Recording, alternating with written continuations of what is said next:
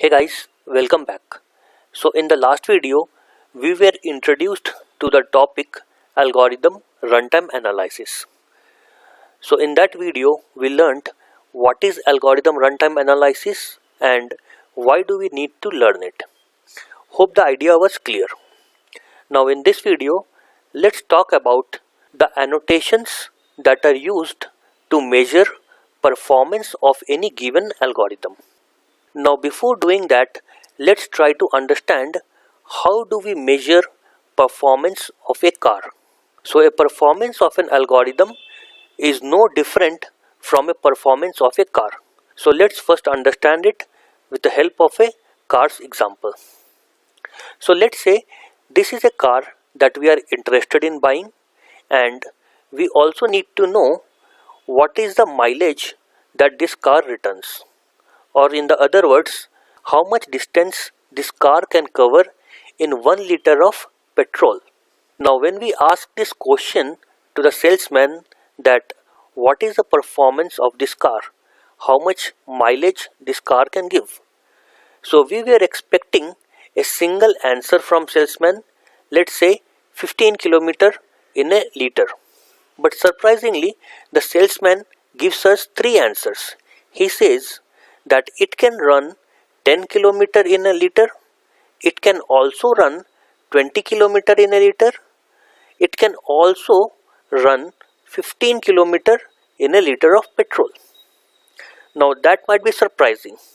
Now why did he give three answers instead of one? So the reason is that he has taken into consideration three different driving conditions. That is, how about if we run this car in city traffic? What happens when we run this car on a highway? Similarly, what happens in case of a mixed environment? So when we are running this car in a city traffic, it might return us a mileage of 10 km. On a highway, it might give us 20 km. In mixed environment, where we are riding the car in city traffic for some time, on highway other times. So on an average, it might give us 15 km per liter.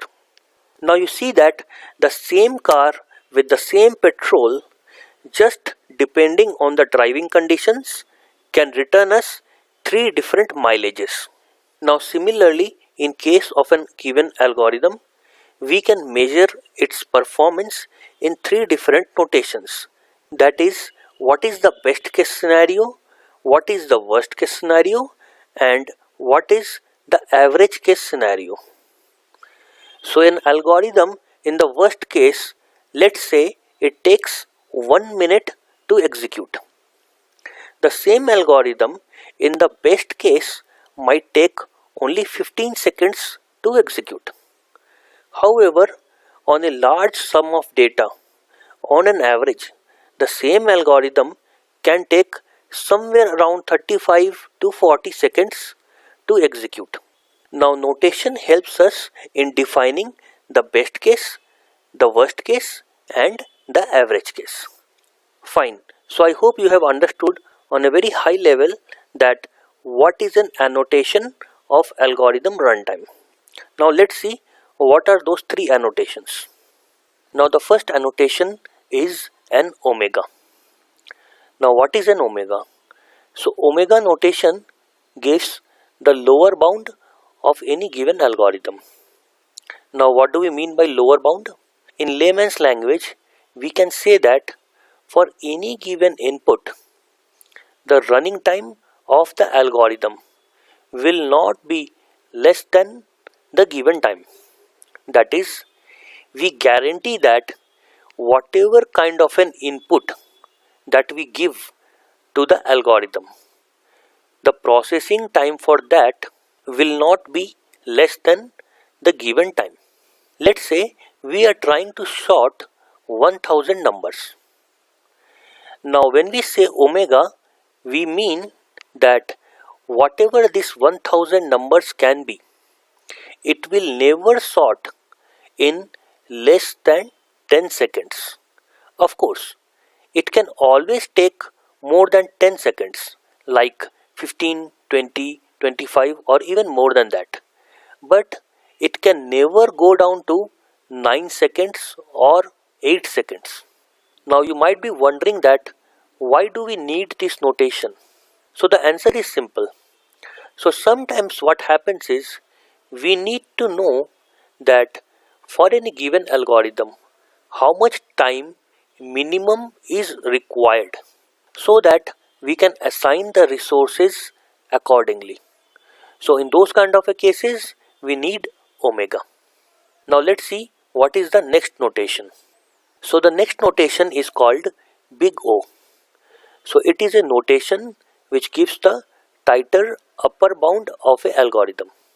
Now what does that mean?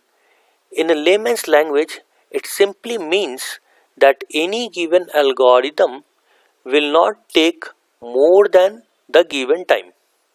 That is, let's say if we have 1000 numbers to sort. Now when we say big O, it means that maximum this will take, let's say, 100 seconds to sort this 1000 numbers. It cannot in the worst case exceed 100 seconds. It will never go to 101 second. Of course, it can always go to, let's say, 90 seconds. But it cannot go more than 100 seconds. So you see that there is a contrasting difference between omega and big O. In case of omega, we were saying that in any kind of a cases, this algorithm will not take less than a given time. However, in case of big O, we are saying this algorithm will not take more than any given time. Now you might be wondering that why do we need big O? Now we need big O in those kind of situations where we need to guarantee that the time taken to execute the algorithm will not exceed the given time. Now let's say we are implementing an application for the airbag system in a car. Now in that kind of a cases, we should always measure the efficiency of that algorithm in terms of big O, because we need to know that in the very worst case, how much seconds does the system takes to deploy the airbag in case of an accident. So let's say ideally it takes 2 seconds, but sometimes due to some technical reasons it might take 2.5 seconds, but it does not takes more than that. So those kind of cases we can define with big O. Fine. So I hope you have understood big O notation. Now let's see the next notation. Now the third and the last notation is a theta. Now what is theta? Theta basically decides the upper bound and lower bound of any given algorithm if they are same or not. Now what does that mean? It simply means that on an average how much time does a given algorithm takes. So previously we said how much minimum time it takes. In case of big O we said how much maximum time it takes. But in case of theta we say how much time on an average it takes. That is, let's say if we want to sort 1000 numbers. Now let's say it takes 10 seconds to sort this 1000 number. Now if we run this algorithm again for some different input, it might take, let's say, 11 seconds. Now if we run this algorithm again for some other input, it might take, let's say, only 7 seconds. So you see that there is a variance in the performance. So theta basically tells that what is the average over here. Let's say the average comes to 9 seconds. So theta will say that the average performance of this algorithm on a very huge set of inputs will be 9 seconds. Fine. So I hope you have understood what is theta notation. So in this video we learned 3 notations, that is omega, big O and theta. Omega basically guarantees the minimum time that the algorithm will take to execute. Big O guarantees the maximum time that a given algorithm will take, while theta guarantees that on an average for a huge set of data, how much will be the performance of the given algorithm. Fine, so that is all for this video. In the next video, let's see how does the search operation in a 1D array can be represented with these three different notations. Okay, thanks for your time.